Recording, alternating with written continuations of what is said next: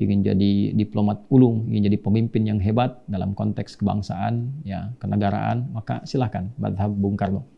Ini kan kalau ada yang ingin pintar membuat pesawat, ya, begawan, ya, di bidang-bidang misalnya terkait dengan tadi dirgantara dan sebagainya, silahkan. Ada mazhab Habibi misalnya kan. Ya. Avenu shalom alehem, avenu shalom alehem, avenu shalom shalom shalom alehem. Lamet, Yud, Kaf, Alaihim, Mem Sofit. Ayah kami damai untukmu. Woi, avenu shalom al. Saya bilang, mazhabku adalah Bung Karno, Ahmad Soekarno.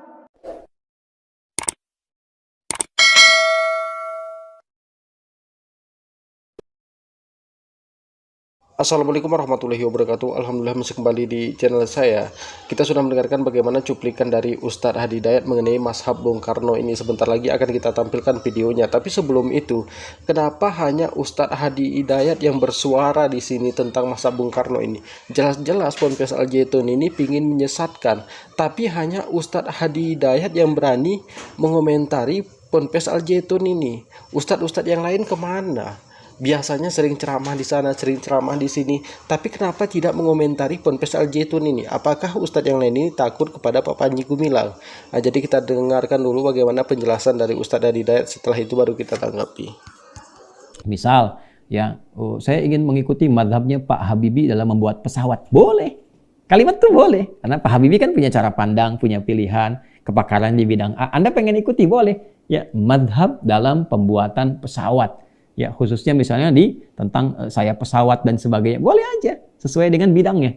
Ya, tapi jangan Anda tempatkan misalnya, ya, mohon maaf, pandangan-pandangan ya Pak Habibie misalnya di tempat yang lain.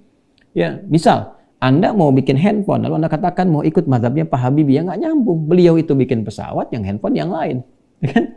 Ya demikian, apalagi kalau ditarik dalam konteks beribadah, dalam konteks keagamaan. Ya. Ada seorang hebat orasinya, bagus retorikanya dan sebagainya. Tapi belum tentu memahami konstruksi hukum agama. Jangan tarik. Saya ikut mazhabnya beliau. Cara berpikirnya nggak bisa dibawa untuk konteks memahami agama. Karena beda. Ya, beda teman-teman sekalian. Hati-hati. Ya, hati-hati. Sekali lagi ya, sepeda punya jaka sembung. Beda bung.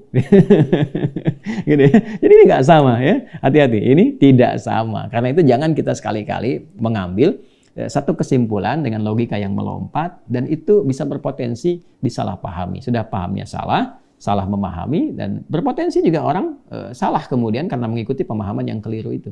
Ya, karena itu berpikir saya kira yang rasional, yang cerdas, dan lebih daripada itu kita berlindung, bermohon pada Allah Subhanahu wa taala dari berbagai macam hal-hal yang memungkinkan kita bisa terjebak pada pengambilan kesimpulan yang salah atau bersikap yang tidak tepat. Sekaligus juga kita saling mendoakan, menjaga, tidak mencela, tidak menghukumi orang-orang lain sekalipun salah kemudian mencelanya, menghargai, tidak. Yang diajarkan oleh Islam adalah bagaimana melapangkan hati kita untuk mendoakan, kemudian menyampaikan argumentasi dengan cara yang benar, dan selanjutnya ya tawakal ala Allah. Kita bertawakal kepada Allah, kita telah bermohon, kita telah berusaha sehingga hisab kita diringankan di hari kiamat ketika ditanya.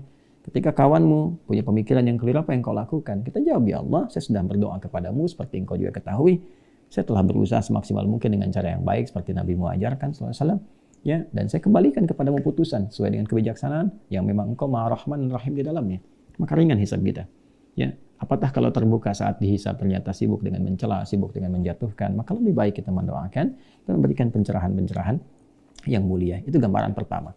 Yang kedua, kita juga mesti waspada dengan hadis-hadis Nabi SAW yang mengisyaratkan bahwa akan ada masa-masa munculnya atau bahkan dimunculkan. Jadi kalau muncul itu tiba, kalau dimunculkan ya diciptakan, dikreasikan berbagai macam persoalan-persoalan yang mengganggu keberagamaan kita dengan cara yang baik, ya, dan membawa suasana gangguan itu ya kepada konteks-konteks baik persaingan dalam konteks berkehidupan, persaingan dalam konteks kedudukan dan sebagainya. Maka saya pun memberikan nasihat kepada teman-teman untuk yang bertugas ya di berbagai macam ragam tugas kehidupan berbangsa, bernegara, termasuk para ulama, ya kita semua juga, untuk menjaga stabilitas, menjaga kebaikan. Kalau bisa dilakukan dengan cara yang baik, tidak harus memunculkan hal-hal yang tidak tepat, yang mengganggu keteduhan, kedamaian, ketentraman, yang semua itu hanya menyebabkan mafsadat, sesuatu yang rusak, dan juga berpotensi memecah belah sesuatu yang telah kita sulam untuk menjadi lebih baik, bersatu dalam kebaikan. Tentu kita husnudzan, terus berdoa, terus menjaga kebaikan, dan tentunya mudah-mudahan istiqomah sampai kita kembali pada Allah Subhanahu wa taala. Demikian madhab dan manhaj, ya kita sudah pahami dengan baik, bisa menempatkan dengan baik. Jadi kalau ingin jadi orator, ingin jadi diplomat ulung, ingin jadi pemimpin yang hebat dalam konteks kebangsaan, ya kenegaraan, maka silahkan madhab Bung Karno. Ini kan kalau ada yang ingin pintar membuat pesawat, ya begawan, ya di bidang-bidang misalnya terkait dengan tadi dirgantara dan sebagainya, silahkan ada madhab Habibi misalnya kan, ya bagi orang-orang yang ingin pakar di bidang-bidang tertentu, silahkan seperti yang tadi saya sampaikan. Tapi kalau beragama sudah jelas madhabnya sudah diatur, ya ada madhab Hambali, madhab Syafi'i, madhab Maliki, madhab Hanafi, yang semua itu disusun berdasarkan kepakaran-kepakaran, konstruksi yang jelas, pakem-pakem yang telah terukur, sekali lagi dengan hikmah untuk menjaga kebenaran Islam, orisinalitas ajarannya, dan juga kesatuan dalam penghambaan kita kepada Allah Subhanahu wa taala. Dan puncaknya kita bersyukur tinggal di Indonesia, karena kita sebagai muslim yang beriman merasa terjaga dengan undang-undang yang telah disepakati, yang menjaga kita dalam konteks keutuhan beribadah kepada Allah Subhanahu wa taala. Alhamdulillah kita sudah mendengarkan bagaimana penjelasan dari Ustadz Hadi Dayat ini mengenai mazhab terbaru di Ponpes Al Zaitun yang diciptakan oleh Pak Panji Gumilang, yaitu mazhab Bung Karno. Kita ini banyak memiliki ulama, banyak memiliki Ustadz, MUI ada. Kenapa hanya Ustadz Hadi Dayat yang bersuara tentang penyesatan ini? Ponpes Al Zaitun ini ingin menyesatkan umat, melakukan penyimpangan. Kenapa hanya Ustadz Hadi Dayat yang bersuara di sini? Berapa banyak di negara kita ini ustadz, guru kita, para kiai, ulama. Kemana mereka semuanya? Mereka adalah guru kita.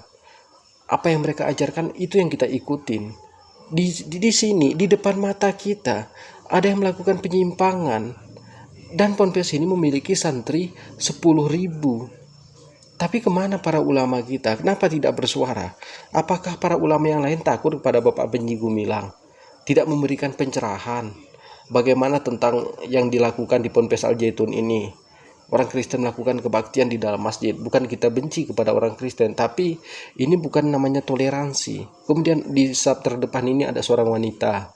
Di samping kanan kiri imam ini ada 2 orang menyanyikan lagu kerohanian Kristen di sini. Kemana para ulama kita yang lain?